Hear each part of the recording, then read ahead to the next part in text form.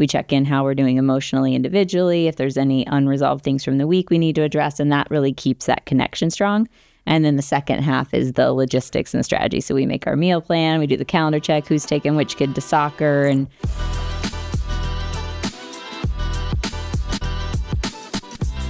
all right, everybody. Welcome to another episode of Connections That Matter, where we share the stories of Northern Colorado's best networkers and find out the connections that they've made that have led to their success. This week, we have a super special episode. We're doing a partnership edition, and I have James and Angela in the studio. James, Angela, welcome. Thanks for being here. thanks for having us. Yeah, grateful to be here. Right on. So this is a different kind of partnership because you guys focus on the couples and the entrepreneurs and stuff there, but share a little bit about your business. So it turns out that entrepreneurs are great at a lot of things, but staying happily married is something that doesn't come very naturally. And so ultimately, we decided to niche into the work of helping entrepreneurs get back to the honeymoon phase and stay happily married. And navigating it with the parts that work in their entrepreneurship and certain parts of running a business, but then also helping them see which parts of running a business don't also help them to run their marriage. And so typically we work with relationships where at least one person is the entrepreneur. The other person could be a normal person. He says that because he's the entrepreneur. Right. Sometimes they work together in the same business. Sometimes they're each entrepreneurs in their own business. And a lot of times, especially while they're navigating kids, we find a lot of folks at that age and stage of life. Sure. So, but you guys co-founders or co-owners of the business? How does and you're married? So Yeah. how do you guys pull it off? Great question.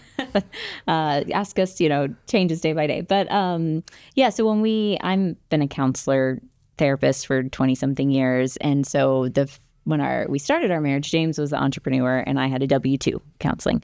I worked in the school system for a long time. I worked for nonprofits. And then at some point he transitioned into coaching. And so he was coaching entrepreneurs and realtors his past career. And then we kind of came together and combined the counseling and coaching to start to work with couples. And so I always joke we figured out how to be an entrepreneur and a W-2 and got that figured out really well and how to be happily married there. So then we decided to just mix it up and go into business together and learn a new set of skills and challenges. Such an entrepreneurial trait. Like, that's working really well. Let's do something else that's challenging. Well, I see it a lot like business owners. They're trying to grow because there's a ideal of what they want their home life to look like, their why. But sometimes their business takes away from that, or they put all this energy into a part of their business and then their family is feeling left out. Or is that normal? Is it just predictable? Yeah. Oh, yeah. I mean, I haven't met a single business owner, entrepreneur that started the business with the intention of losing their marriage and family in the process. Yeah. But somehow the business will typically become the mistress, especially when it's in that growth phase, when failure is not an option and this has to work. And so that can drastically and honestly, like, entrepreneurship kind of requires that for a lot of people. And I think there's so much competition out there. And so, yes, there is that season where business is the most important thing, and because success is, and the financial success of the family is the most important thing. And if we're not careful, that season becomes a state. And they never, even when the business starts getting successful, they don't know how to pull back out and bring that intention and that attention back to their marriage and their family. Yeah, and I think, it especially can happen when the marriage is going pretty well, because it's like, well, the business needs all this attention right now to grow it. And, my spouse, we're good. We're fine. So that feels like it can take a back seat. And, and there's going to be seasons where maybe that is true. But then what happens, like James is saying, is that over time, it just continually takes the back seat and there just can be this drift that happens. So, a lot of the couples we work with they're great, right? They're good, but at some point they start realizing, oh, we've kind of drifted apart over the years, or there's this one area that we keep butting heads on and we just keep putting it off because there's all these other things demanding our attention. And at some point they can't keep putting it in the backseat. They have to actually work with it and deal with it. So if you had to advise somebody, just registers their business with Secretary of State, they're like, we're going to do it for reals, and it's day one. What would you guard in their marriage from the very beginning that they never lose? Yeah. So we really look at we look at it as a recipe. We have a system that we use. And for us, because we're also busy entrepreneurs, we really want to give people tools, like tangible tools that are easy to use. And so a lot of it is about just staying intentional and having these systems in place that allow you to connect and get on the same page as part of your normal weekly routine and, annual routine. So we do an annual retreat. So part of our system is we do an annual retreat where the two of us get away for the weekend. We also facilitate these for other couples, but when we do our own and we talk about all the big stuff. So once a year, it's kind of like entrepreneurs, a lot will do business planning for the year. Well, we do that for our life and our marriage also. So we do that. We talk about our vision. We talk about our goals and our strategies, how we're going to get there. And then we talk about our connection, our intimacy. And then we have quarterly check-ins on those where we go out for a date night and we look at our goals we set at the annual retreat, see where we're at. And then we have a weekly marriage meeting just to connect, check in with each other emotionally, to do logistics for the week. So we have this system because I think what can happen is the drift happens when you're not intentional. So systems help you be intentional with your marriage, not just your business. So is it like non-negotiable, same time, same place, or and what's the agenda at the marriage meeting that you guys do? So the weekly one is, for us, we choose the day is non-negotiable. And I mean, life happens, right? So we have a rule and there's always exceptions to the rule. But for us, it's on Sundays and we try to get it done earlier in the morning. And that is also when the kids are still kind of waking up, they're a little slow. They can enjoy some Sunday morning cartoons. Plus, it sets us up for the week. And so that's for us. We really want to get it done earlier in the week. And by the time Monday comes around, that's our business meeting. So Sunday's our day to do that. And ultimately, it's the part connection, like how are we doing? How are we connecting? What's also really cool about that is that if some like little glitch in the matrix happens between us, we don't necessarily have to dive in and dig into it at that moment. We can just put a pin in it and then get into that intentional, call it container. Like, this is what we're here to talk about. So I didn't like it the way you said that, or I didn't like it when this is something I'd like to work on in our marriage. And then also there's a huge calendar check. Yeah. So the first part is that we express appreciation and gratitude for each other. We check in how we're doing emotionally, individually, if there's any unresolved things from the week we need to address, and that really keeps that connection strong. And then the second half is the logistics and strategy. So we make our meal plan, we do the calendar check, who's taking which kid to soccer, and kind of sort out our week. We look at our finances, or is there anything we need to talk about financially this week? Self-care, time with social life and friends. It's just all the different big rocks in our life that we want to make sure that happen for us. And so just once a week we look at it, because if you show me your calendar, I'll tell you your priorities, which is usually different than when people tell me what their priorities and their values are. I'm like, okay, well, show me your calendar. And then it's like, well, your priority is clearly your business. Your priority is clearly like two things. And that's where like scheduling date nights come in. And I didn't love this meeting to start with. And so if anybody's like, oh shit, another meeting, I'm not really interested in that. Like, that was a piece that I brought into it. And over time, I really learned to grow, to really appreciate it, because it allowed us a space where we could get on the same page. It allowed us a space where we could get connected again and like have that rhythm to it. And also, one of the things that we will highly recommend to every single entrepreneur. So you talk about big rocks, like one thing to do, schedule sex and intimacy every week. Put it on your calendar. You're putting everything else on your calendar as an entrepreneur, as a business owner, like schedule that one thing. Awesome. Do you schedule it for both of you, like calendar invites, like Thursday night? Yeah, I just fire one over. Like we'll be sitting like with the heart emoji and the flame emoji. We'll be like sitting next to each other at our laptops, and like all of a sudden I'll pop up a calendar invite from him, and I'm like, okay. HR loves that one. Yeah, but I know some people sometimes have resistance to scheduling intimacy, and I think one, we just have to make time for it. We have to carve out the time. And two, it's that for us, we schedule intimacy, and that can be all sorts of different things. So if we get to Thursday night when we have it blocked off in the calendar, and we're both tired, maybe we just cuddle on the couch, or we give each other massages, or that kind of thing. Like intimacy can look like a lot of things. So there's no pressure to it, but it is us saying we are prioritizing this couple hours a week to really connect. So as a business, are people seeking you out when it's like 5-alarm fire and things are on the rocks, or Are people approaching it when everything's stable? I would say both. More towards the 5-alarm fire, I think, at times. It's interesting. We'll see these different waves, and the businesses kind of see like a wave coming in here and there. And ideally, you'll catch us before there is a crisis in your relationship, because there's always that one thing that a couple is working on or has decided to just accept in their relationship, but then it comes back again the next year and then 6 months later, and it's just always like that little thorn in their side. And so if you can come in and get that thing worked out, then that has one of the biggest leverage points, because you're also not carrying a ton of baggage. On average, people wait 6 years to seek help in their relationship before they're going to, before they just implode. And also, people need a pain point. Sure. So yeah, and I would say, oftentimes couples are coming to us because there's some sort of transition. So they might not be like on the brink of divorce. It might not be a total crisis, but they had the mother-in-law move in with them, and that puts a strain on their relationship. Or they're going to be empty nesters, and so they know, they're trying to be proactive. We had a few of those, and say like, our life, we're going to sell the business, and we need to talk through that, and we maybe have different ideas about the timeline for that, or what that's going to look like. Or so it's oftentimes there's some sort of transition or some sort of issue that they're just having trouble seeing eye to eye on, and they can come to us. And I love that. I mean, we'll take couples in crisis. We'll take couples, at any stage. But I love when they're, I appreciate the couples that are coming and trying to be a little proactive about it. Like, oh, we're going to be empty nesters next year. Let's, this is on the horizon. Let's talk about it. Or we're going to be selling the business in the next 2 years.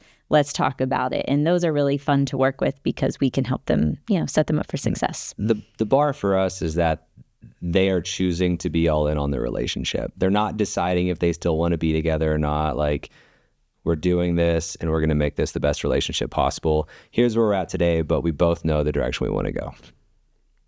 What about like generational trauma? You hear about that? Or, if maybe my parents' family life wasn't great, or I didn't have a good role model of what a healthy marriage is, what's the best way to create it as what it could be, its possibility? Yeah. So we see this. I worked as a school counselor for a long time in my 20-something years. And so I worked with kids a lot. And it's interesting because so much of what happens in relationship is our little wounded child inside gets triggered, right? And it's there's a pretty famous couples therapist, Terry Real, and he says we marry our unfinished business. Which I know you hear it and you're like, can let that one land. Yeah. Got it. And while that is, I think, true, and also a little like, I also think that there's this beauty in that, because when, if there's something whether from childhood, maybe seeing my parents' marriage, or, somebody, one of the parents was an alcoholic or was bullied at school, whatever it was that I, experienced growing up, and I haven't healed that or dealt with it, then I get into a relationship, an intimate romantic relationship, and those old wounds, fears, whatever they are, have a way of getting re-triggered and brought to the surface. But in that, it also gives us a chance to actually look at them, address them, heal them. And so I think there's also this beauty of it where it's hard and it brings that to surface, but now that it's brought to surface, we can actually deal with it and heal it and move forward with new patterns. So part of what we do is we help couples to deconstruct their old patterns, which are often based on they're each bringing their own childhood to the table in it and what they saw modeled for them, good or bad. So deconstructing the patterns that aren't working for them, and then reconstructing healthier new patterns and then systems to sustain those. That's a big part of the work, and it's part of the work I love. And when people come to you, is it the couple together, or is it generally the husband or the wife or the one person of the spouse that wants it more than the other one? Or there's usually one person who's calling for the work and one person who is warming up to it. Okay, that's a good way to put it. And everybody moves at their own pace. So we do work with the quickest way to change a pattern. It takes two to create a pattern, but it only takes one person to change it. So if your spouse is not on board with doing that, then you can do your own personal work. Angela and I will work with you individually. But things will go a lot faster when you're both showing up for the process. And that's really our secret sauce. That's our unique blend. It's not, this is when we meet with couples, we meet 2-on-2. So you get Angela's counseling and coach like style, and then you get my coaching style. I'm a men's coach too. And so I really get to speak to men and their hearts in a different way. And the thing is that every entrepreneur out there has had a coach or a mentor in some capacity that they chose on purpose. Mm-hmm. Did we choose our parents? No. Right. And so we just got modeled what relationships and marriage is from somebody that we didn't necessarily choose. And so they just haven't learned how. And so if you've got somebody helping you with your marketing, and then you've got a coach that's helping you with your mindset, and you've got a coach that's helping you with your entrepreneurship, like, come on, like, just let somebody show you a different way to be married. And it takes courage too. And I think that's it, is like, sometimes they don't want to pop the hood because it's like, we're fine, I don't want to rock the boat. And the other person's like, we're not fine. You know, mm-hmm. If we do this for another 6 months or another 6 years, like, we're definitely not fine. And so, yeah, definitely it takes two to tango. What, if things are maybe not even fine, but like thriving, right? Your home life is thriving. What impact do you see as like to the success of the business or the life? Like, how much of a ROI, that's probably the wrong way to put it. Great way to put it. Yeah. Okay. of healthy, solid home life to being your best entrepreneur self. It's priceless. Yeah. I mean, we really see, I think sometimes when you get into, you're married and an entrepreneur, it can feel like your time with your family and the business are competing, mm-hmm. For your time. And we really see them as like, if home is solid, it is rocket fuel to your business. They don't actually need to compete. They can like help each other thrive. And so, your success in business can then support your family and the goals they want to do and take that vacation you want to go on or have more financial freedom down the road. Right. And then when things, I think we've all had those periods probably when something was tough in our life, whether it was our marriage or something else going on, and just the energy that takes away and how we're not able to focus and show up in the same way in our business because we've got this thing over here. So when home is really solid and thriving, then I feel like it gives us it frees us up to go out and like give it our all in these other areas, including our business. If you want to give something your best, you got to be at your best. Mm-hmm. So if you want something to thrive, then marriage is one of those areas that we have a lot of control over. If we just put time and energy into it, we don't necessarily have a ton of control over the outcomes of our business per se, but with our marriage and our family, like if we do the right inputs, then we can really grow there. And then once we're solid there, then it just builds this aliveness. That aliveness then goes into the business, and it goes into everything else. And that's where we see people really catch fire. And that's what gets us really excited, is that spot. Yeah. And I'll also say there's a study people might have heard that Harvard has been doing. It's been going on for over 80 years now. So it's like the longitudinal study of people from all different walks of life and seeing how their quality of life, right, their health, their finances, all these things. And basically the big takeaway has been that the quality of your life is the quality of your relationships, with your marriage obviously being the number one relationship in your life.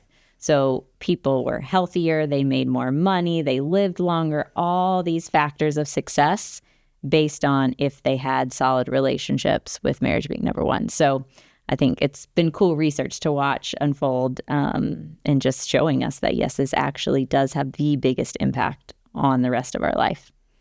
Well, and you guys probably are more up to date on the statistics, but people are not married as often as they used to, and they're not having as many kids as they used to.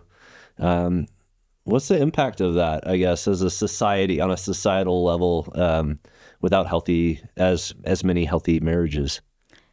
Yeah, so it's interesting. The research is different for men and women, the recent research. And so men fare much better if they're married on all those factors, health, living longer, money, all of that. Women, we're seeing a shift in that. And women that are staying single aren't seeing those negative impacts that men are. So it's an interesting gender difference there. And I would say that's just, partly because things have changed economically for women, where now they are able to make more money than have been in the past and that kind of thing.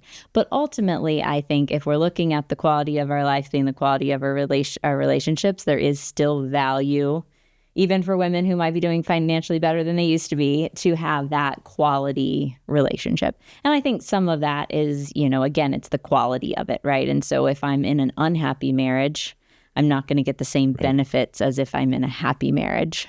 So, what would you guys recommend as like the right amount of sharing about work? And I guess it's depending if I have a non-entrepreneurial spouse or maybe an entrepreneurial spouse but another business, like how much to talk about like what you did at work or how work's going versus how we're doing and things we're doing together. I would say my first thought is whatever you're doing, inverse it. Just talk about yourself more and your business less. The kicker is we have this one amazing clients, and we talk about 7 styles of intimacy, right? And of those types of intimacy, one of them, and I don't know, maybe we even coined it.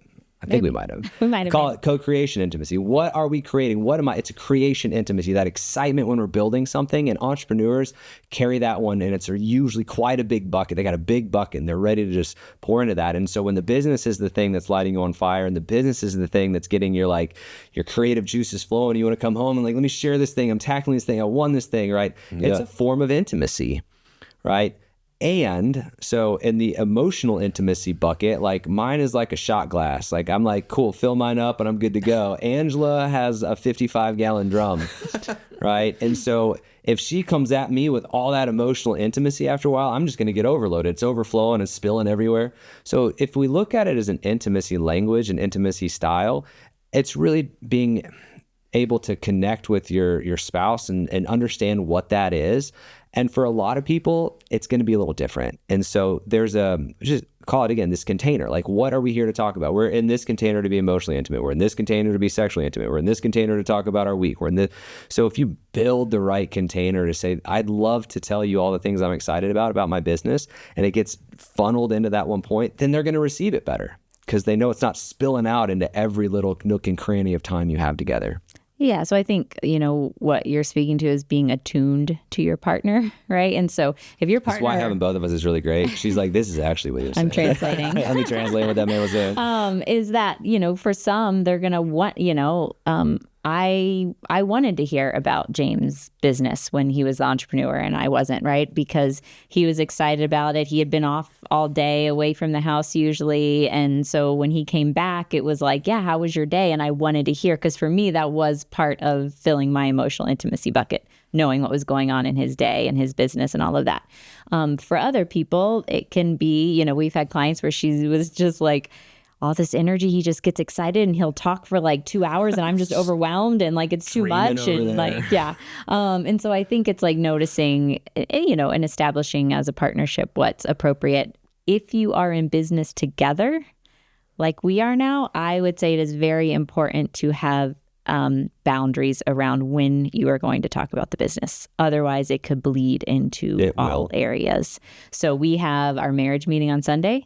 We have our business meeting on Monday. And at the Sunday meeting, if one of us starts to bring up a business thing, we're like, oh, let's put a pin in that for till tomorrow. Great thought for tomorrow. Yeah, exactly. Or, around the dinner table the other night, Angela was like, oh, we've got this thing to do. And I was just at the end of my day and I just looked at her and I was like, He just gave me a nope, and I was like, we're not doing that right now. Great thought for later. Yeah. So we try to keep each other in check around those, when we're spending time with our kids, we don't talk about the business. When we're, at night, we don't take phones into our bed or anything like that. So we have certain boundaries around this is just our time as spouses and as parents and no business. On the show, we talk a lot about, people who network. And so, and when you network, you're building relationships with other business owners, and then essentially they're characters in your story, main characters, some are side characters, right? But you're coming home and the spouse is like, wait, who's that person that you're networking with? And it's bringing it all together. For somebody who networks, do you include your spouse in the networking efforts, or is it through stories, or is it just part of business development? It's not really that big of a marriage topic. So the premise of that question, I feel, is if you're the entrepreneur and your spouse is the normal person. Yeah. Right. Well, or just the non-entrepreneur. I call them the normies, right? God bless them. And if that's the case, so I used to take Angela to networking events because I think she makes me look really good. You can probably agree, right? And so in that space, though, I'd get into the networking mode, and I'm there to do what? Talk to every single person in the room. And then all of a sudden, she's standing in a corner by herself. And I mean, like sometimes. I mean, but not very often. No, she's good. Yeah, like she's very social. Although I will say, like, you would get to the point where you're like, hey, we're going to this networking event. Like, come back and check on me like every 15 or so minutes. Like, make sure I'm not Save me from that guy. Exactly. 100%. Because I would. So I've learned to keep the loop a little tighter. Yeah, which was something that she inspired me to do and challenged me to do. And so I think there are going to be events, and ultimately I always give her first right of refusal. This one could be fun. Do you want to come? This one's going to be probably not that fun. Do you want to come? Yeah. You know? Yeah, I appreciate the invitations back when he was an entrepreneur and I wasn't. And yeah, I think that we even had like a signal we would give each other. So it was kind of for that, like, you know, so ours was just like a blow each other a kiss. So like from across the room for networking, we'd make eye contact, he'd blow me a kiss. If I blew it back, it meant I was good. If I didn't, it meant come save me. So we had our secret signal for that. And, you know, it was just all very, I mean, one time I got cornered by a drunk guy and I was like, this isn't very comfortable. I went out of the situation, you know? So things like that. So I think including the partner can be a good thing. And I also think partly, you know, I don't know if this is true for other people, but when we first were married and then started having kids, so we had little kids, we have 3 kids that are, anyway, so there were like toddlers and babies involved, and I'd get home from my, you know, counseling job and I'd be trying to make dinner and I have a baby on my back and a toddler around my ankle and, the good old days. And I would call him and be like, where are you? And I could hear in the background that he was like at a brewery. Right. I work with a lot of brewery people. I'm working though, right? But he's working. He's networking, you know? Was my favorite kind of work. Yeah. So he'd be like networking. And there were moments where as the partner at home, I could feel a little resentful. Totally. Like, I'm here doing all this stuff and you're at a brewery, you know? And so I think partly for me, as I've become an entrepreneur myself, and also going to some of the networking events with him and him talking about his business, I started to understand that he really did. There was value to him being out there and meeting people and making those connections that were helping us meet our financial goals. So when we got on the same page about our financial goals and he filled me in more on his business goals, then that really helped me see the value of him being out there networking. Mm-hmm. I think it's also important to note, somewhat of a hot take here, she wasn't invited to all of them. Because I'm like, I have a mission here. Like, I know who I'm going to go speak with. I've got something to do. And I don't want to have to circle back every 15 minutes or like have that in the back of my mind. And that would bring up a little tension. It can bring up tension. Like, what do you mean I'm not invited to this one? Right? It's like, also someone had to watch the kids. Someone had to watch the kids. Logistics, right? Yeah. All the, you know. But just to be real and open about that, like, hey, this is an event that I just need to get to by myself. And as much as I'd love you to be there, like, it's really just going to make more sense if I go to this one solo. And being able to, like, you know, potentially sit with some disappointment or some resentment that came up without letting it, again, then affect my energy before I walked into that event, right? If I'm feeling guilty before I walk into that event, it's not going to make the best event for me. I had to, like, just be open, honest from the heart, and then I could show up open, honest from the heart, and that's where business really flows. And I think that was a big result of us doing our annual retreat, was we would do all of our financial goals for the year, which were very much tied to his business goals, right? Since he was making more money than I was at that point. And so when I got really bought in on those and I was seeing those with him, then again, it made me, I think, much more understanding and encouraging of you to, like, you know, go get him, Tiger. Go get him. I got dinner and bath time again for the kids. Go get him, you know. My wife would say, like, all of a sudden she's kind of caught up in an accidental networking. Like, we're on a date night, maybe we're going to a fundraiser of some kind, but there's business owners in the room, but we're, you know, going as a couple.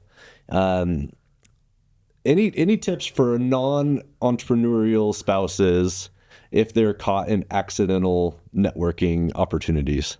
Safe word.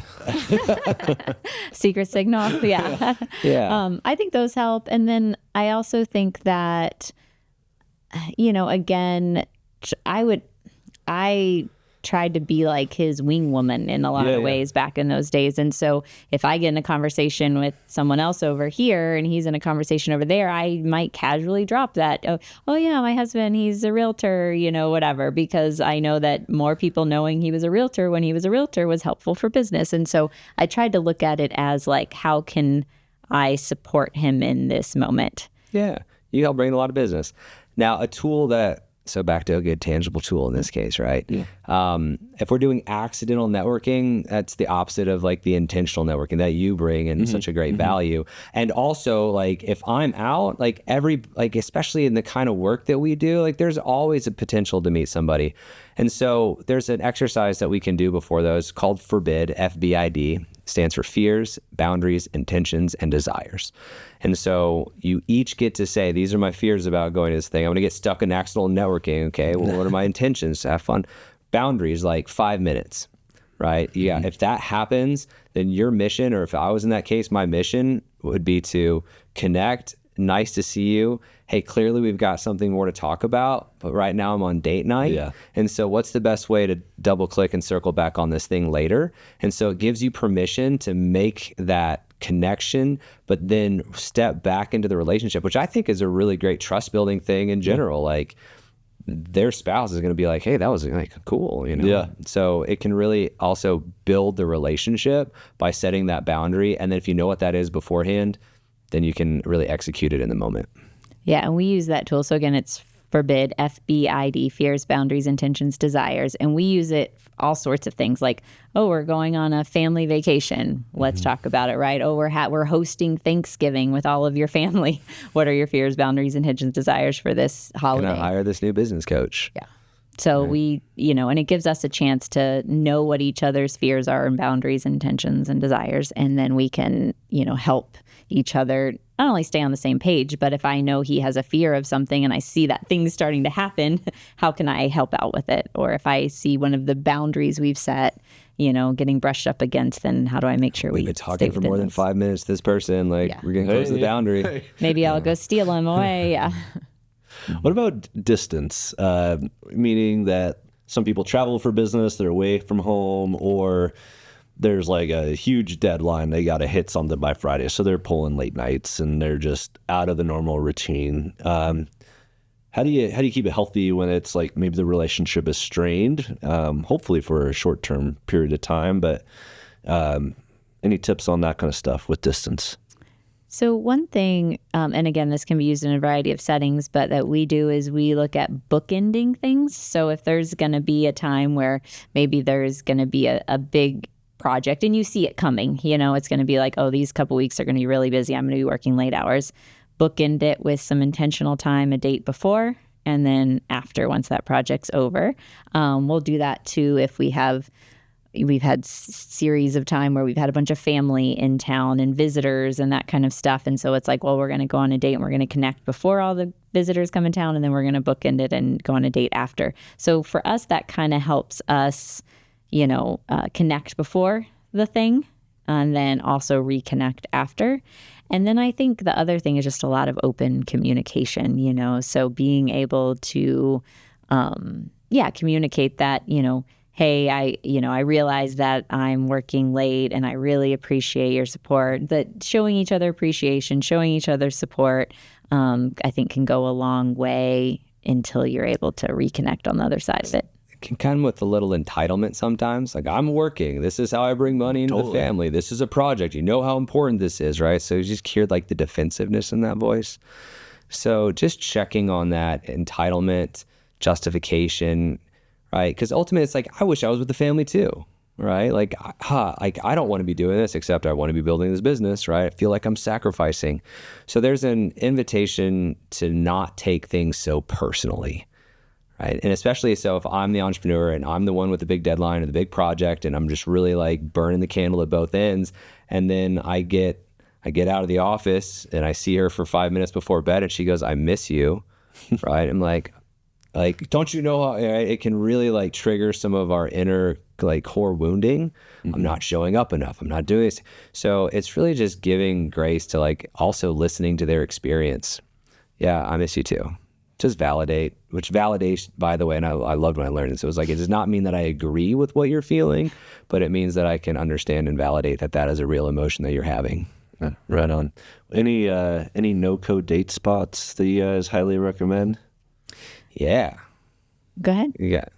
I was going to say we've been really trying to lean into things that are just fun, more playful. So, I mean, we've been married 15 years. And so, and we're together a lot because we work together. And so just going to dinner and talking, it's great. And we're like looking to incorporate more play. So we've gone to play putt-putt. We've gone to Pinball Jones to play games. In like Fort that Collins. spot. There's what's the alcohol-free bar in Loveland? Oh, yeah. What is that? They have a great game center downstairs. It's on 4th Street, I think. So yeah, Google that one. I can't remember the name. But they have a really cool like play facility downstairs. We've gone to comedy night. Comedy night's probably one of our favorites. Because then you just laugh together. And we really look for things that are playful. And try an open mic. Even if you're not going to play music at the open mic, just look for the open mic schedules around town and go watch some live music. Yeah. And it's also, some of it's great and some of it's not so great. And it could just give you something to connect on.